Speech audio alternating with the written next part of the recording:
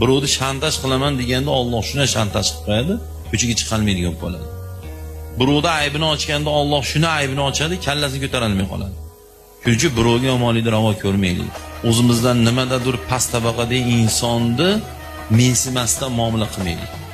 Sizni mensimaganda yana qayta aytaman, bu masalalarimizga bitta ikkitalari o'zlaricha bir tahlillar qilishibdi. Buna tahlillar biz uchun pista po'cha ham emas, xudo xolasa, kapayka inshaalloh.